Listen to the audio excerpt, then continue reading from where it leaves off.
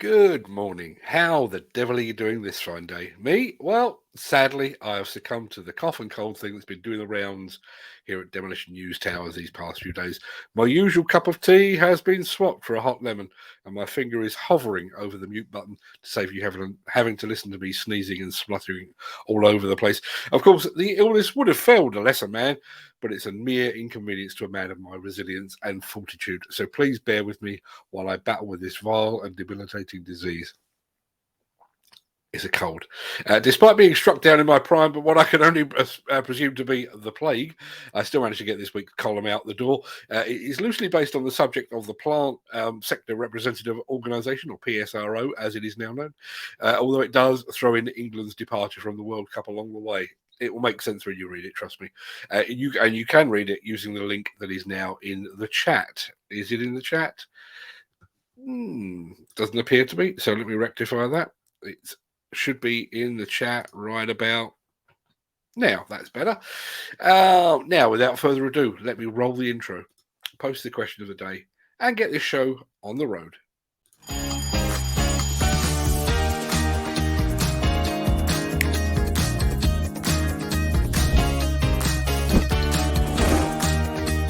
Welcome to the Breakfast Show.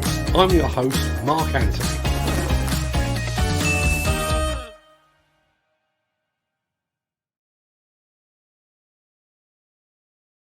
It is Monday the 12th of December, and as that remarkably persistent guy just said, welcome to the Breakfast Show. I am your host, Mark Anthony. In today's show, Hitachi embraces electric with a new zero tailswing excavator. Flannery gets the UK's first Volvo EWR130E machine. We're going full beast mode as we head back to Bauma 2022 in the company of Komatsu, and Caterpillar demonstrates some tyre control, and even Santa looks to Liebherr in its hour of need, and we'll get to all of that in just a second. But first, let's see who among the rich and the shameless will be celebrating a birthday on this day of days. Happy birthday!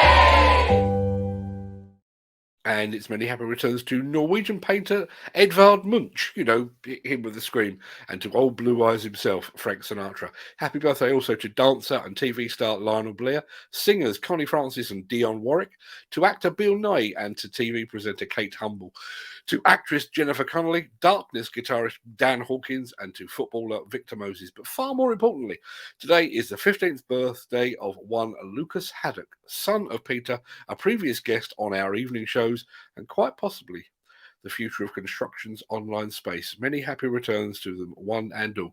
Incidentally, and it is related to question of the day today, can you believe that yesterday marked the 17th anniversary of the explosion at the Buncefield oil storage facility in Hertfordshire? I remember it particularly well because my son was playing football in Surrey, and we could see on the horizon that the sky had basically turned black. It's only when I got home that I actually found out why. Anybody else remember that? Let me know in the chat. Until then, let's get over to this.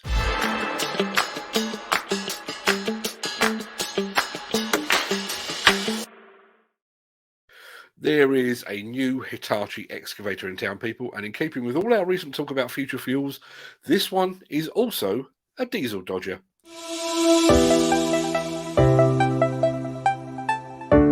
Meeting the growing need for emission-free, low-noise equipment, Hitachi presents the ZX55U-6EB. This new 5-ton battery-powered excavator gives you emission-free performance, low noise levels, easy operation in small spaces, reduced running and maintenance costs, and less downtime than conventional diesel-powered models. Work productively throughout the day using battery-powered operation and wired operation while charging. Work quietly with reduced noise levels, giving you greater flexibility for work times and locations. Work confidently and safely in small spaces, thanks to the short tail swing and unique cable support, and the rear camera, monitoring the secure connection of the cable.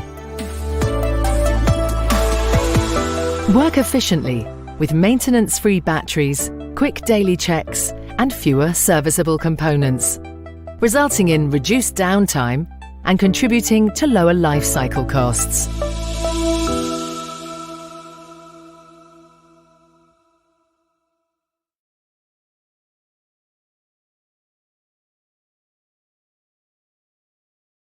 I have to say, that is a very smart looking machine. I'm not sure why that should be a surprise, really. Hitachi do make exceedingly good excavators. Heard that somewhere before.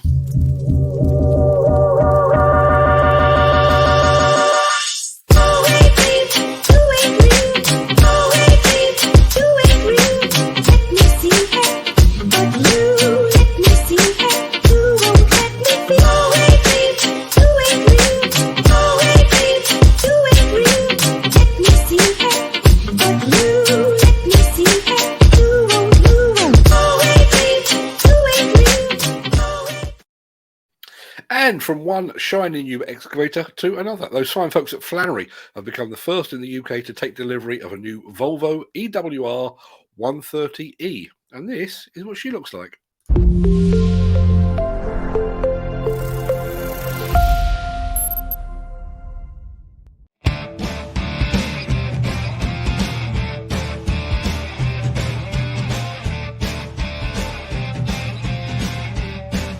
We have used this excavator to undertake excavation works for the construction of our conveyor bases. So these conveyor bases are going to be the foundation element for this conveyor belt, which is going to be exporting loose muckaway and earth from the box dig out works all the way to wheels and Euro terminal. From our perspective, Flannery's machines have been working effectively, help contribute to the health and safety on site and delivering this project on time and within budget.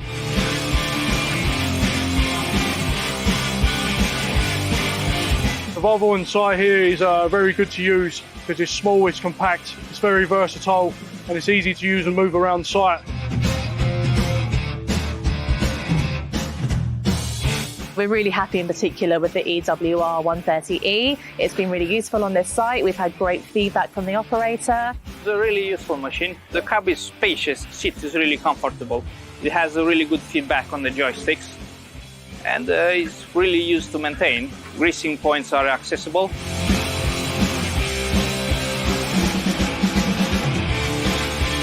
A good thing as well would be our fuel consumption, which is really low. I wouldn't expect to be that low for the size of the machine. It's a really good machine to drive all day.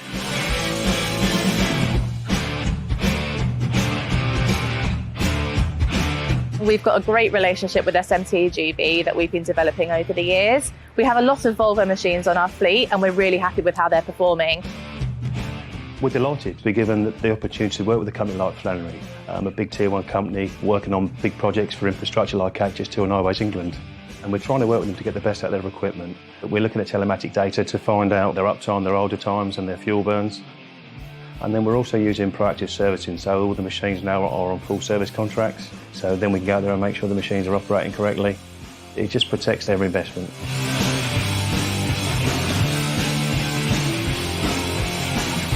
Safety and sustainability are really core values to our business. And it's really great to be able to instill this with our customers through machines such as this. We are going to continue investing with them and we're looking forward to seeing it continue to develop.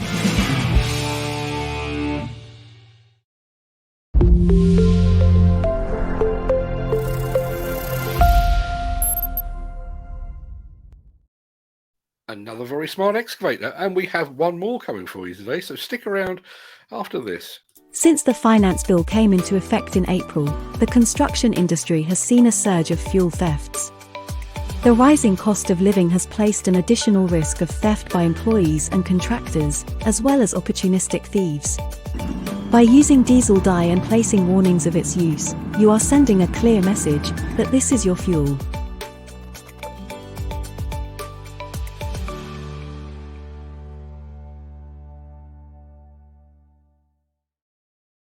I've done a very rough calculation, and I reckon we've got just about enough post-Bauma coverage to take us to the Christmas break.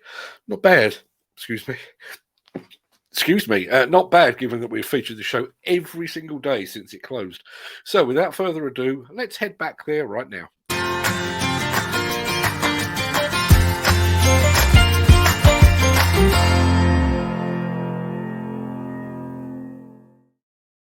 The Komatsu stand really is like the gift that keeps on giving. We featured the stand a couple of times last week, and we're still not done. In fact, as you're about to see, we've saved one of the best and certainly one of the biggest for now. Now, we started small. I'd say next let's go big, and not just a little bit big, but very, very big. So I don't know if you can see behind me, sort of hard to miss, we have Komatsu's PC4000E right there. And all the way up there, I believe, is Matthias. Your lights are so blinding, I can hardly see you. Good morning, Matthias. How are you? Matthias is waving the key. So why don't you put the key inside and start your engine? And he's going to show us a little bit of what he can do. What we have right here is a 400-ton mining excavator. It was developed in Düsseldorf. That's also where it's being manufactured. There you go. You got it in? Okay, so go for it. Show us what you can do. So right here at Bauma, we are showing you the electrically powered version, of which Komatsu already has sold 370 units worldwide. Together with its smaller as well as larger brothers, yes, there is larger versions of this, Komatsu has sold 1,700 large excavators to customers all around the world. Now, some of these machines, they were delivered as early as the 1980s. They are still up and running today, and they have operating hours amazing 170,000, and there is no stopping them. So we've gotten a couple of quick facts together for you that you might want to know. Now, I said there's a lot of power in this. How much power exactly? 7,200 volts are in action here. And if you would like to check out the power cable that we have in the back, it is gigantic. Also, in the back, we have a special entrance door through which you can be led in onto our little demo area here. So if you want to take a picture inside the bucket with, let's say, your 35 closest friends, you can do that, and I can guarantee we're going to put it down so you can just step in easily. You don't have to jump up to this height. Now, Matthias over here, he said to me, you know, I'd really like to drive this mining excavator to Bauma, you know, just drive it there in one piece, but we said it's just going to take too long. The top speed here is only 2.1 kilometers an hour.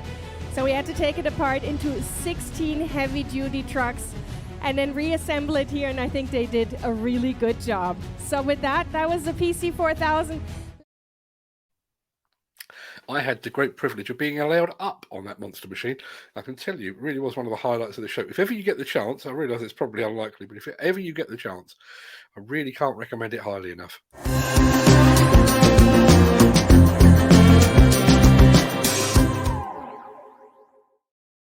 Is there any aspect of modern construction machines that can't be controlled by man or computer? Like, who came up with the idea of being able to control the tyres on a wheel loader? I'll tell you who. Caterpillar.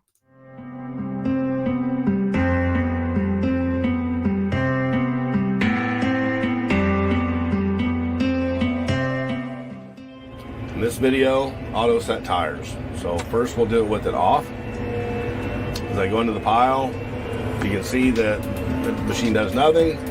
So a novice operator wouldn't necessarily go in and set the boom and start his digging cycle. What that does is that takes weight off of the front end. What that'll allow us to do, if we don't have our tire slip prevention, will actually make the front tires spin and push weight backwards on the machine. With auto set tires, turn them on here, here, go to assist, and here, auto set tires, kick that on. So now as you see, as I go into the pile, without giving it any command, I go into the pile, it automatically gives the boom up function. So it does that automatically. It pins the tires to the ground, allowing for more pressure on the front, which allows more traction on the front. With our auto set tires, even if we're a novice operator or somebody's in the bad habit of doing bucket curl, that allows us to automatically have that done for us.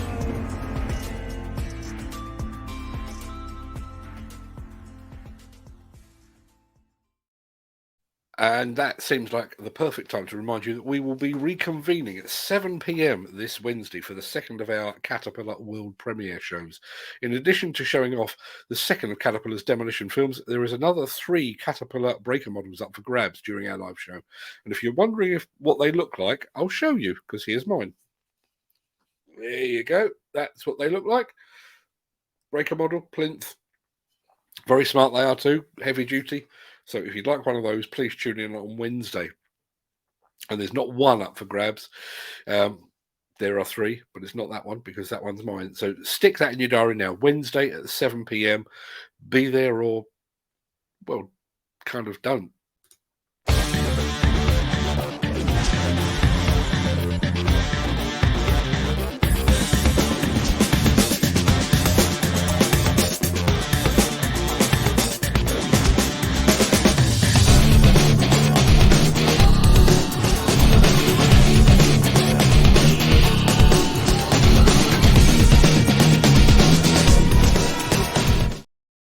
So you're stuck in the frozen north, staring down the barrel of your busiest day of the year, and your equipment breaks down. Who are you going to call?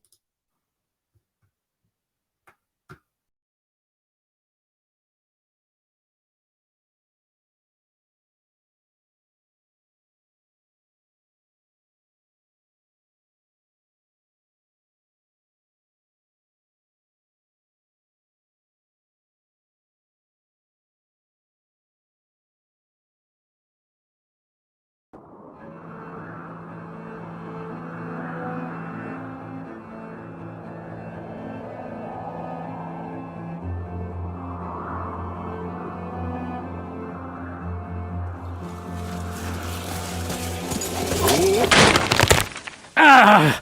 Oh dear, oh dear. Ah, God. Oh. Damn it. Oh.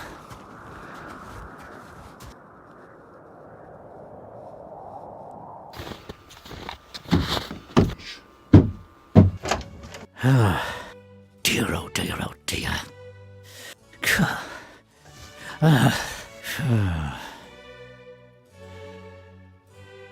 And in the high season of all times.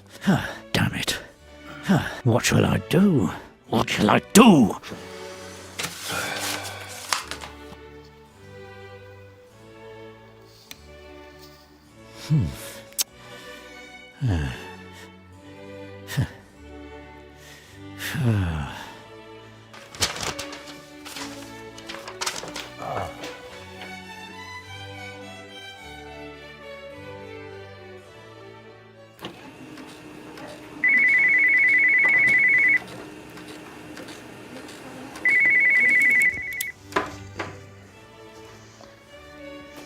Good afternoon. You have reached Liebherr customer service. What can I do for you? My machine has broken down. Excuse me? Your machine has broken down. Let's keep calm. We're sure to find a suitable solution. What seems to be the matter? What does your machine need to do? I need to get onto roofs with it. I have to get everywhere with it. Absolutely everywhere. And lift those wretched ponies. They can weigh up to several tons. Okay, I understand. Well, at least partly. Let me summarise that briefly for both of us. So, if you're in a tight spot, but you need to get up high and carry a few tons, the LTC 1053.1E comes to mind for you. It can lift up to 50 tons and it has a 36-metre long telescopic boom. And another thing, it has an electric drive, which means it's particularly quiet and environmentally friendly. Not too bad, huh? And what about over high roofs, even Helvetii high? So if you want to go even higher, then we should definitely think about one of our tower cranes. With our 300 ECB12 fibre model, you get a hook height of 91 metres. Good. Good. I would also need something to transport a load of bricks. A hell of a lot of bricks. Then I would go for one of our mining trucks, the T284, which has a payload class of 363 tonnes. Would that be something for you? 363 tons payload? Wait. That's 254 million Lego bricks. Incredible. Is that possible? For our mining machines, that's no problem. I see. Since I'm internationally active, in other words, I operate worldwide, I might have to transfer massive loads from one means of transport to another one. What can you offer? I think the hardtop needs to have plenty of oomph, power, if you know what I mean. Well, if you put it like that, we could also consider a wheel loader. We have the L526, This is our absolute all-rounder. It's powerful and robust, and its various attachments mean it's ideal for loading. I hope the machine is also fast and quiet. I can't afford any delays. You know what I mean. Time is money. Oh yes, it's fast and universally applicable. It sounds like you have a lot of work. You really must remember to do something nice for yourself too. With our fridges, for example, you always have something cold to drink.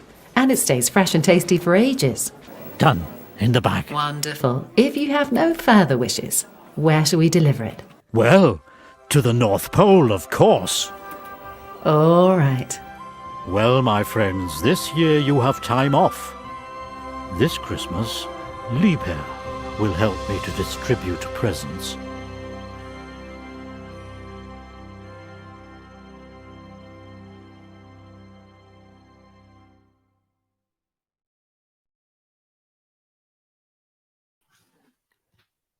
Many thanks to Liebherr for helping get us in the festive spirit. I didn't realise Santa had millions of pounds at his disposal to go and spend on mining trucks and tower cranes, but who the hell?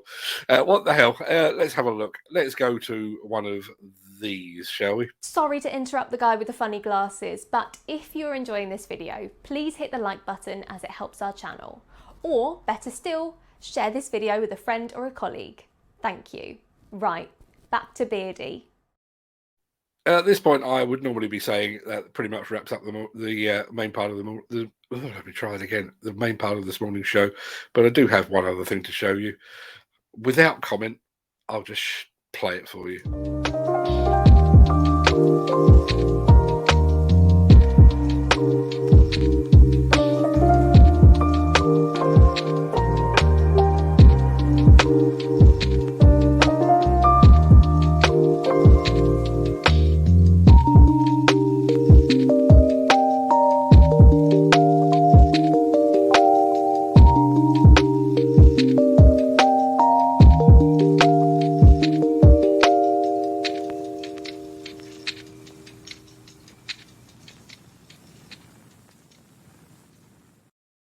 Right, that really does wrap up the main part of this morning's show. I'm going to roll the outro in just a second before leaping gazelle-like with a cough and a cold into the chat to see what you're all saying today. If you can't stick around for that, then please stay safe. Look after yourself, your family, your friends, and your colleagues. Stay warm. Please stay warm. It is very cold out there, and it is also very snowy and icy, having just got back myself. Have a great day. Thanks for watching. And if you do have the time and the inclination, I'll see you on the other side of this.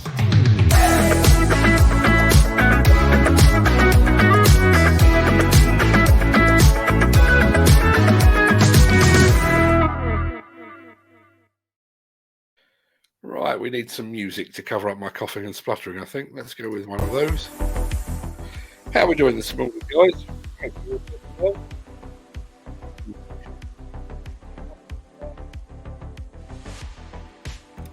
Let's have a look.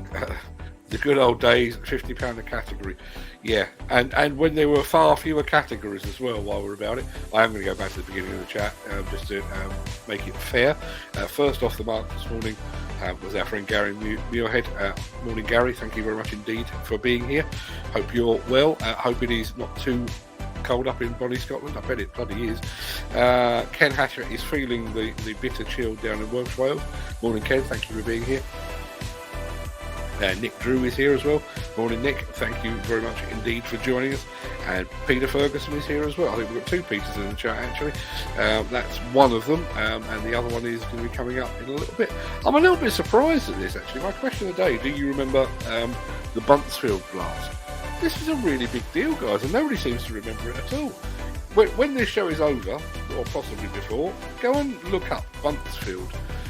There is an oil storage facility. I can't remember who owns it. But basically, there was apparently a gauge or something failed, and there was effectively, I can't remember if it was petrol or vapour that had escaped and hadn't been identified.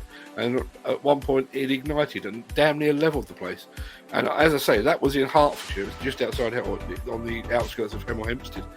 I saw the black from that in Surrey, 30-40 miles away. Really was a very, very big deal. And I also went there afterwards, J. Bryan Victoria was actually given the job of demolishing what was left after the blast. Miraculous that nobody was killed in it. An absolute miracle. But yeah, it was a big deal. I'm surprised nobody else has remembered it. Let's have a look. Ken Hatcher is among those that didn't remember it. Peter Ferguson says he's going to Google Buncefield. Please do that. And you can tell me tomorrow that it was a big deal. Not sure about dragging a high voltage cable about behind. That was the Hitachi machine. I keep coming. I have finished the first 2 episodes of our T4S audio and video podcast. One of them is on robotics and autonomous machines. The other one is talking to JCB about electrification and hydrogenization of construction machines. And there is a quote that one of the JCB guys says in that interview, that it is possible to electrify just about anything. It's not a matter of whether you can, it's a matter of whether you should. Jim Turner is here. Morning, Jim. Thank you very much indeed for joining us. Peter Haddock, who is probably right now, he stood in Content and Media Towers, Pinion, baking a cake for his son Lucas, who is celebrating his 15th birthday today. And I'm sure he's doing that with lashings of lemonade, because you know how 15-year-olds behave these days. Many happy returns to Lucas. Why isn't that one working? That's better. Peter Haddock says, great to see Flannery Plant and SMTGB working together with Volvo Construction and technology. Yeah, absolutely. Must be a real buzz. I mean, I know Flannery are a big company, and I'm fairly sure that in a couple of weeks' time that EWR130E will be lost among the multitude of plants that they have.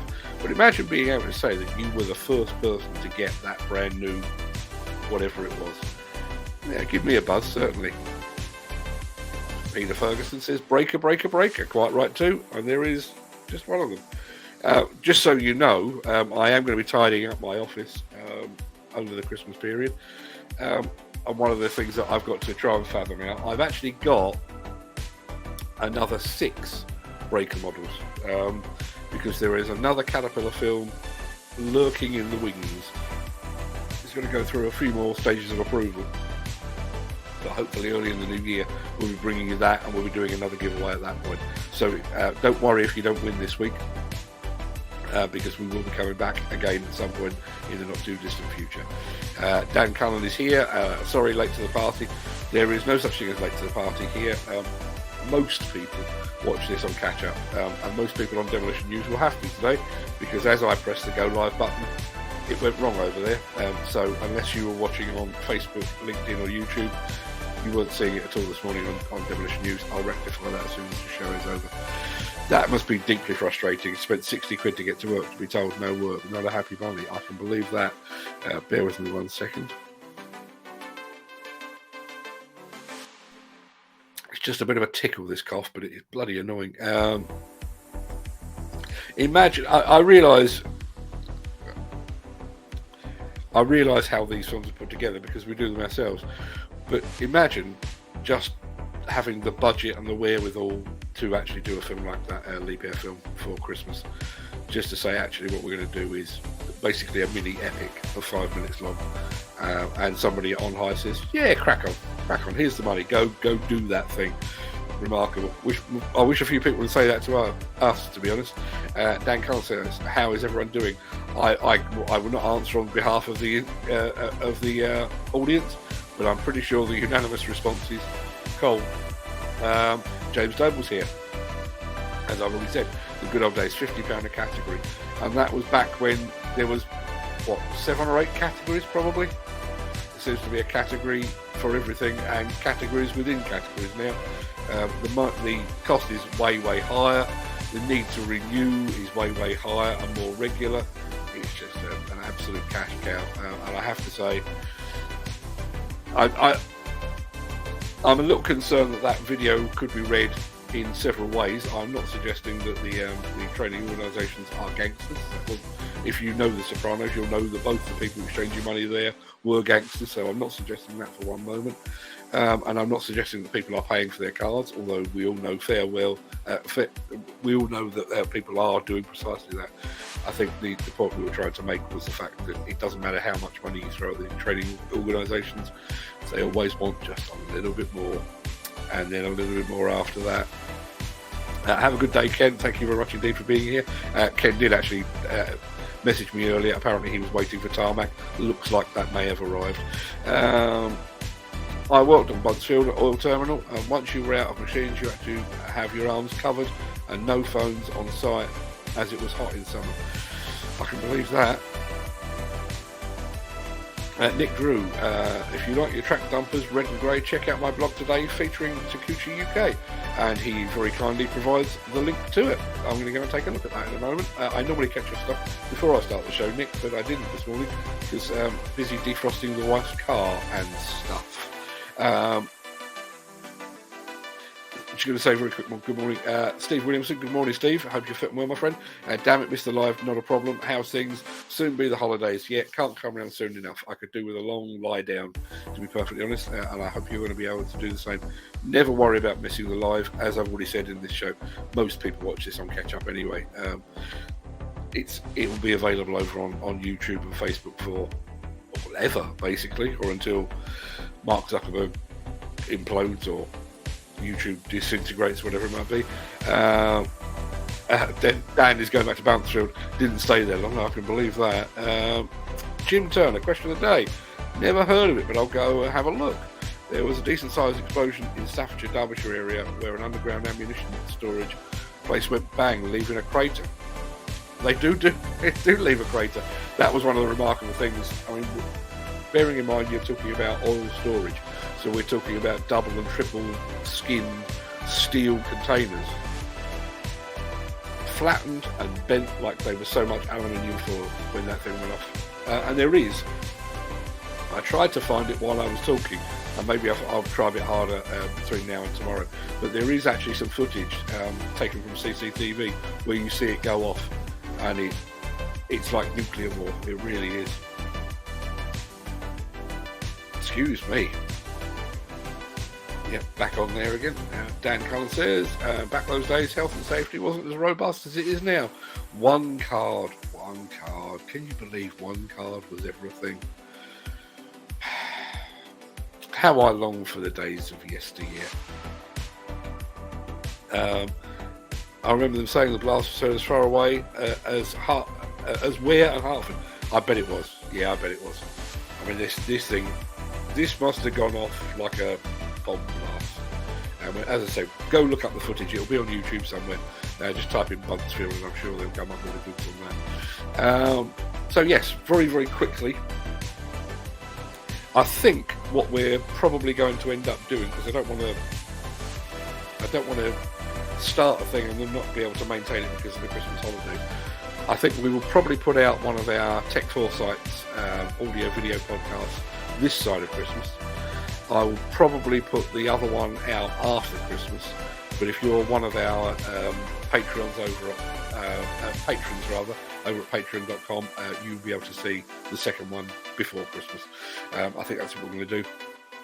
That will then give me a chance to try and track down somebody to do the episode number 3, so that by the time January rolls around, I'll have another one in the can, or at least on its way.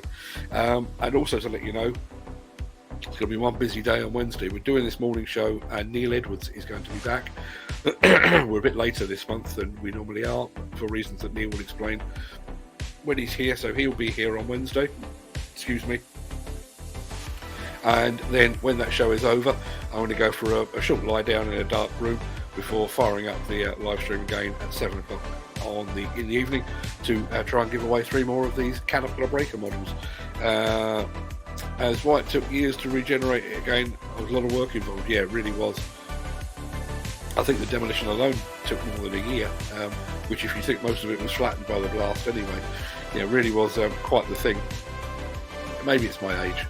But 17 years, not that long ago. I realise that some of you were mere teenagers at the time, but was quite a big deal. Anyway, that's going to do us for today. I know it's a short one today, but my voice is going to conk out at some point. It may not be today. Hopefully it's not going to be on Wednesday, because that would be really embarrassing. But until tomorrow, have a good day, everyone. Look after yourself. Please look out for the roads. There is a just up the road from me, there is a dual carriageway. I drove on it this morning, and as I was going one way, there was a car on the hard shoulder, not the hard shoulder, but on the curb. And you know, sometimes you look at a thing and you think there's something wrong about that, and I don't know what it is. Well, the car had its wheels, or its front wheel was turned at an angle like that. The trouble was, the other wheel was turned the opposite way. So it looked like somebody had literally wrenched the two wheels apart. It's not in a good way. It's obviously had it coming together with something, quite possibly the curb. So please take it steady out there, people. The roads are icy and treacherous, so look after yourselves. I can't afford to lose audience members. M25 had 3 lorries jackknifed. Yeah, lorries are always the worry, aren't they? I remember years ago, I used to live in Carshalton in Surrey, where I worked in Chertsey. Not long after I went freelance, and I drove on the M25 one morning, snow, and I wouldn't say I lost control. I put the brakes on and went into a skid, and there were cars in front of me, cars behind me, and by the sheer grace of God, the car kind of veered off towards the hard shoulder, missed a BMW by about 2 inches, and just came to a gentle rest. Didn't hit anything. It was almost like it was being guided by the hand of God, which it may well have been. Who the hell knows? Maybe I was destined for better things. And some people can't operate in the snow. Yeah, it's always a concern in this country, isn't it? We don't get enough practice. I've said it before, the Swedes and the Finns and the Norwegians and the Danes, the Swiss, the Germans, they just eat this stuff for breakfast. You know, we have 3 snowflakes and the country comes to a standstill. Maybe it should be part of an extended driving test, who the hell knows. See the car pass was just enough for the person to see out.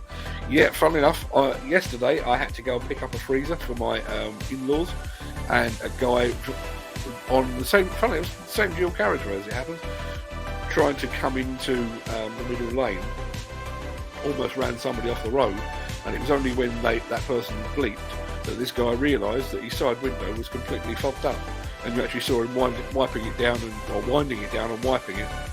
Would you not do that before you set off on your journey? Would you not? I think perhaps you should. Right, people, while I still have a bit of voice, go have a good day. Look after yourselves, and I'll see you on the morrow. All the very best.